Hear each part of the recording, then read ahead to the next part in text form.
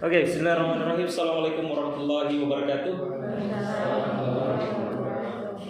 Rabbi israh li sadri. Oke, tema yang ingin kita diskusikan, saya harap kita berdialektika hari ini, bukan hanya sekedar pembahasan satu arah, tapi betul-betul ditantang, ditebas juga kalau misalnya tidak sesuai dengan apa yang telah dipelajari. Karena sejauh pembacaan saya, sejauh pengalaman saya dalam belajar, skill rendah hati dewasa ini sangat penting. Kenapa? Ada dua hal. Satu, sumber informasi atau akses informasi itu terbuka. Artinya, orang yang lebih muda dari kita itu bisa jadi lebih duluan tahu daripada kita.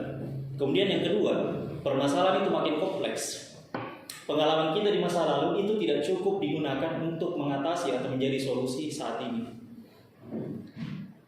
Karena ini berbicara tentang isu-isu aktual, maka banyak yang saya kutip itu berita-berita. Ya, karena ini adalah isu-isu aktual. Beda ceritanya kalau misalnya akademik, maka kita merujuk buku, jurnal dan lain-lain.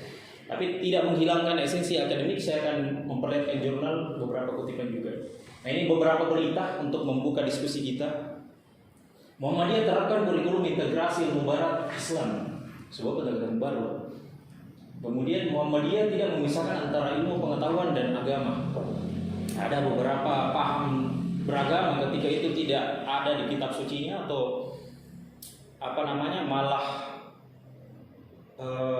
memberikan peran lebih kepada akal, maka itu dikatakan sesat. Filsafat itu sesat dan lain-lain. Maka ada beberapa yang dalam aliran agama itu yang sangat konservatif, dia itu sangat anti terhadap kebaruan. Dia selalu berkutat di dalam saja kitab suci, padahal dunia itu luas dan berkembang. Nah, dari tiga berita ini ada tiga hal penting yang bisa kita dapatkan. Pertama, bahwa Muhammadiyah itu tidak memisahkan antara ilmu pengetahuan dan agama. Dan dia tidak sekularisme, tidak sekuler. Kemudian kedua, akal penting dalam beragama. Tentu saja, kalau misalnya tidak masuk akal, ngapain juga taklid buta kan? Tiga, wahyu Allah sumber ilmu. Seperti yang dikutip di salah satu berita ini Pak, saya kutip juga langsung di Muhammadiyah. Bapak Ibu bisa membaca filsafat pendidikan Muhammadiyah. Di situ disebutkan bahwa sumber-sumber ilmu pengetahuan dalam Islam itu adalah Al-Quran dan As-Sunnah. Kemudian juga ada ayat kauniyah untuk menambah pemahaman kita kepada dua hal itu. Seperti yang dikatakan oleh Miftahul Haq, Sekretaris Majelis Tabligh PP Muhammadiyah.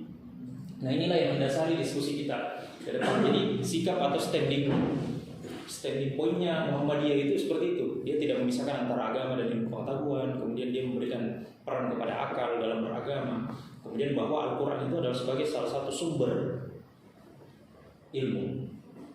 Ditegaskan lagi, saya mengutip satu jurnal pemikiran Islam berjudul Muhammadiyah di antara gerakan modernis, tajdid dan purifikasi, ditulis oleh Wahyu Hidayat tahun 2003. Ini yang penting-penting saya warna merah, bahwa ternyata Kiai Ahmad Dahlan itu dipengaruhi oleh salah satu pemikir Islam yang namanya Muhammad Abduh. Ini sangat-sangat luar biasa pemikirannya, sangat berpengaruh di Mesir pada waktu itu.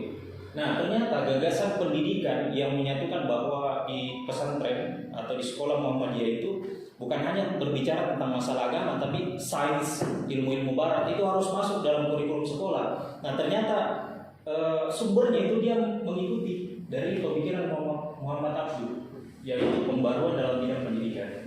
Pendidikan merupakan jalur strategis dalam pengembangan sumber daya manusia. Kalau kata kunci sumber daya manusia, maka tidak harus berpaku pada Al-Quran atau agama saja. Tapi hal lain di sisi lain itu kita harus maksimalkan untuk menyelesaikan sumber permasalahan.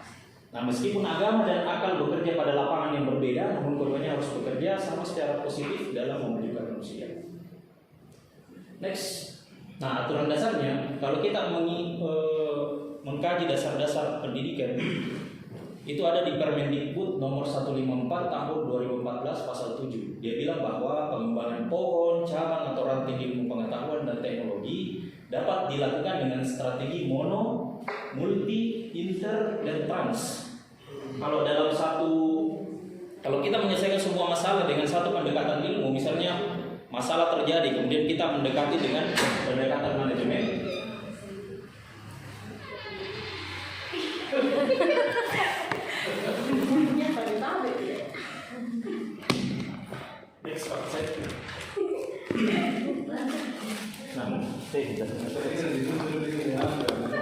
Nah, ini penjelasannya. Multidisiplin itu adalah strategi riset yang berfokus pada satu disiplin akademik untuk menyelesaikan suatu masalah tertentu. Jadi kalau misalnya ada masalah, didekati dengan misalnya hanya ilmu biologi, kemudian hanya dengan ilmu ekonomi, maka itu disebut sebagai monodisiplin. Kedua, multidisiplin merupakan strategi riset yang melibatkan minimal 2, bisa lebih, karena multi. Seperti multi kecerdasan multi. Oke, minimal 2 disiplin akademik untuk menyelesaikan suatu masalah tertentu secara bersama-sama. Kemudian ini pendekatan yang baru, interdisiplin. Interdisiplin merupakan strategi riset yang melibatkan transfer suatu disiplin akademik ke dalam disiplin akademik lainnya untuk menyelesaikan suatu masalah tertentu sehingga mampu memunculkan metode baru atau disiplin akademik yang baru. Nah, ini ada sebuah pendekatan baru. Tipping point-nya ketika misalnya ketika terjadi COVID-19, semua orang fokus untuk terhindar atau menyelesaikan virus tersebut, maka pendekatan ilmu itu masuk untuk menyelesaikan tentang COVID tersebut. Ada teknologi, biologi, kedokteran, dan lain-lain. Itulah salah satu metode interdisiplin. Kemudian ada yang namanya transdisiplin. Transdisiplin ini merupakan strategi riset yang melibatkan pemangku kepentingan lain di luar akademis, seperti praktisi profesional, pemerintah, politisi. Misal dalam menyelesaikan sebuah permasalahan dalam masyarakat, kita menggunakan tenaga profesional, maka itu adalah bentuknya. Metode risetnya adalah transdisiplin. 2, 3, dan 4 ini merupakan hal yang baru kalau kita ingin membuat sebuah penelitian untuk menyelesaikan sebuah permasalahan. Oke, berikut respon Muhammadiyah terhadap isu-isu aktual perkembangan disiplin ilmu. Pertama, tentang artificial intelligence (AI) atau kecerdasan buatan. Ini beberapa berita yang saya kutip, kemudian saya cari juga beberapa jurnal yang berkaitan dengan ini, berkaitan tentang Muhammadiyah dan artificial intelligence di Google Cendekia. Nah, Muhammadiyah harus memanfaatkan AI untuk kuatkan dakwah. Kemudian era artificial intelligence harus ditangkap sekolah Muhammadiyah. Artinya memang Muhammadiyah dalam hal pendidikan dan kebaruan itu sangat cepat dan sangat merespon itu perubahan. Sepanjang saya baca-baca tentang Muhammadiyah ini. Nah, ini ada beberapa jurnal ilmiah. Kemudian tentang big data ya. Big data ini seperti database. Jadi database ada 4 penguasa di dunia ini tentang data.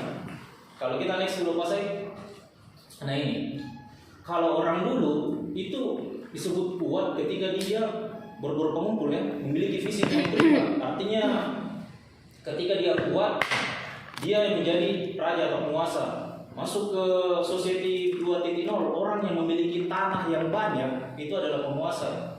Society 3.0 itu orang yang memiliki perusahaan itu maka menjadi penguasa. Nah hari ini society 4.0 itu adalah orang yang memiliki data atau informasi, dia adalah penguasa. Siapa contohnya hari ini? Pemilik Facebook, pemilik Amazon, pemilik Apple, kemudian ada lagi satu. Nah itulah 4 inovator yang dia mengerti alur atau cara kerja dunia, bahwa orang yang menguasai data hari ini adalah mereka yang mampu menguasai dunia.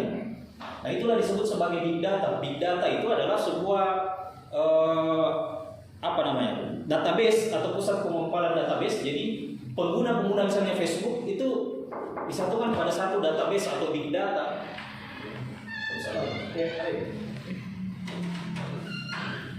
Nah inilah kemudian yang digunakan untuk bisnis.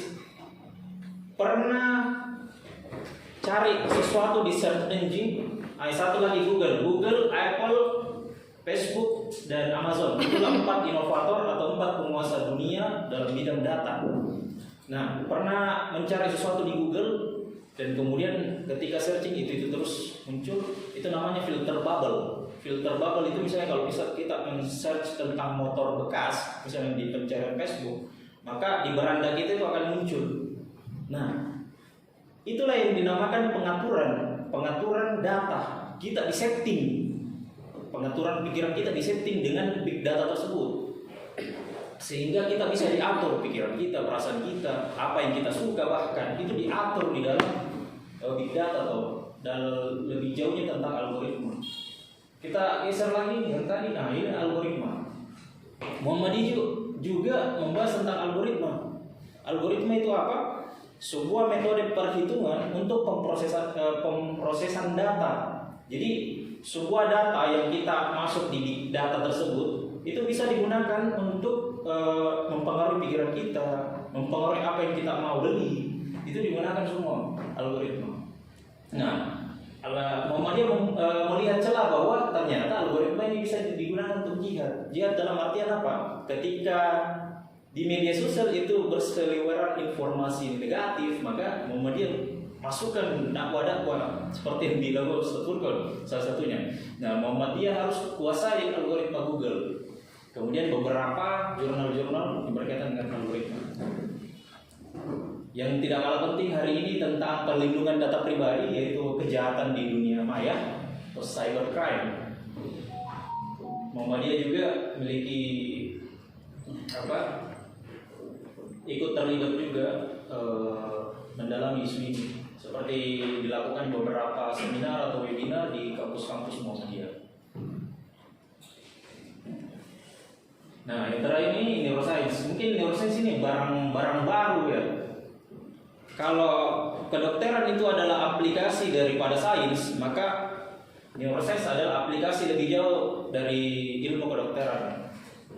Kenapa? Karena neuroscience ini ilmu yang mempelajari tentang otak manusia, yang bukan hanya mempelajari otak sakit. Jadi orang yang kena tumor, kanker di otak itu bukan itu yang dipelajari, tapi bagaimana memaksimalkan otak yang normal ini agar bisa optimal. Nah, itu juga dibahas tentang di neuroscience. Maka saking cepatnya Muhammadiyah ini menangkap peluang atau perkembangan ilmu pengetahuan, maka di Muhammadiyah ini seperti di slide selanjutnya berdiri yang namanya Badan Neuroscience PP Muhammadiyah. Nah, beberapa foundernya itu adalah guru saya, salah satunya Dr. Taufik Pasiak, yang merupakan orang Muhammadiyah juga, yang salah satu pelopor Badan Neuroscience PP Muhammadiyah. Nah, inilah beberapa perkembangan ilmu pengetahuan atau isu-isu aktual dalam disiplin ilmu yang ada di dunia yang ikut direspon oleh Muhammadiyah. Terakhir, seperti yang dikatakan oleh Kiai Haji Ahmad Dahlan, Muhammadiyah sekarang ini lain dengan Muhammadiyah yang akan datang. Maka teruslah kamu bersekolah, menuntut ilmu pengetahuan di mana saja, jadilah guru, kembalilah kepada Muhammadiyah, jadilah dokter, magister, insinyur dan lain-lain, dan kembalilah kepada Muhammadiyah. Kata kuncinya bahwa di Muhammadiyah itu memang disuruh untuk belajar terus dan kembali untuk mengabdi untuk masyarakat. Mungkin itu yang bisa saya sampaikan. Kita lanjutkan ke diskusi. Assalamualaikum warahmatullahi wabarakatuh.